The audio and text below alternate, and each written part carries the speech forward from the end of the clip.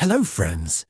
While the World Chess Arena is quiet, I suggest we look at a fun game by Magnus Carlsen, played in the September 16th titled Tuesday, against 15-year-old Iranian Grandmaster Sina Movahed. So, d4, knight of 6, the players enter the king's Indian defense. White, as usual, grabs the center with pawns.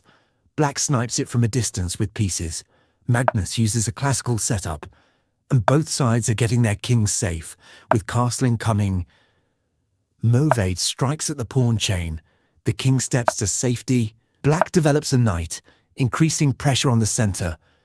Magnus takes space and starts throwing pawns on the queen side. Since the center is locked, the battle shifts to the flanks.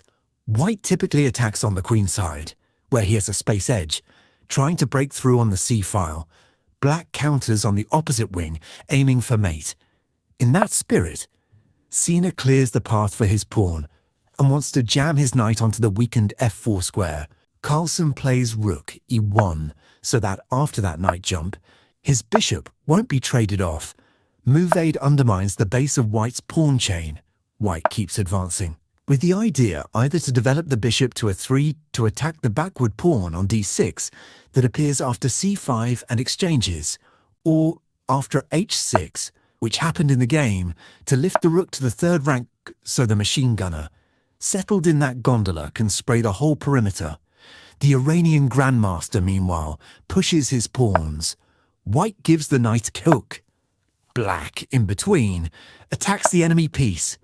And according to the Iron Friend, it was simply better to take the pawn, with the better chances.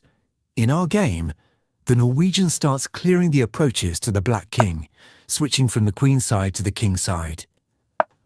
After a capture, he wins back the piece, picks up a pawn with the knight, and gets ready to drop in on the leader of the Black Army. Black needed to defend with knight f5, so that after queen h5, he could start hunting for queen trades, where thanks to the healthier pawn structure, Black would be better. In our game, though, knight g6 was strong.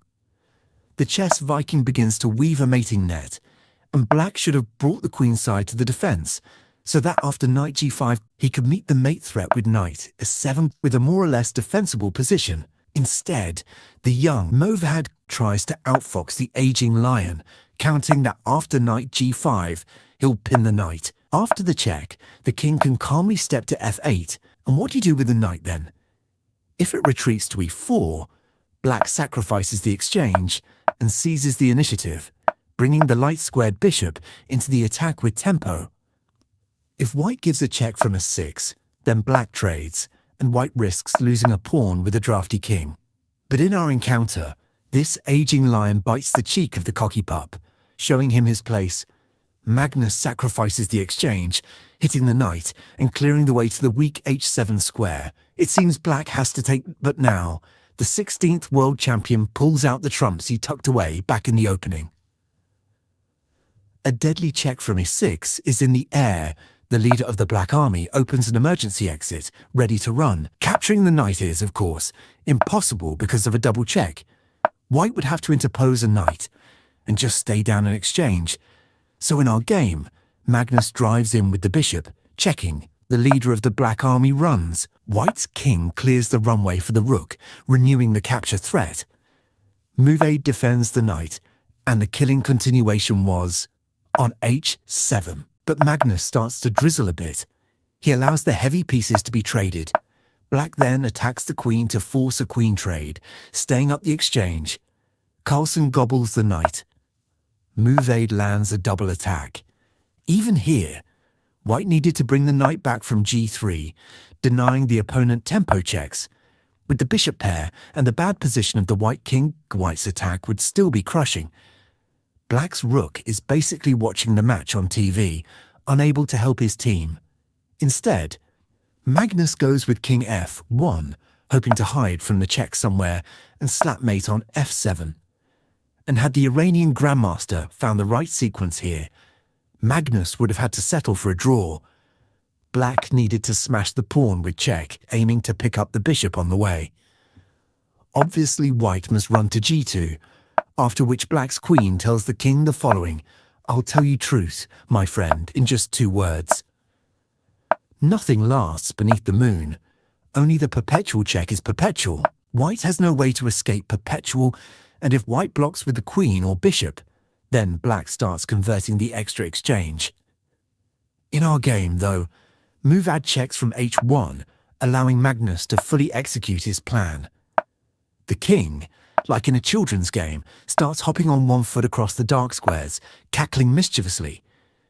Then Magnus sacrifices a piece which cannot be taken because of mate on f7. As a result, black's checks gradually run out. Suppose queen b1, the king goes to g2, steps back to h3, mate is in the window. King e7, of course, doesn't help because of mate in a couple of moves.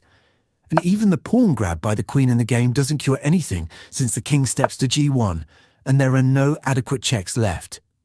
Thus, on move 34, Movahed resigned. That's the kind of cheerful Magnus game this was, with an exchange sacrifice and a mincing little king. He wasn't in real danger of losing, but he could well have gifted a draw to a 15-year-old kid. So friends, leave a comment, smash that like button, subscribe to my awesome chess, and hit the bell, because chess is awesome.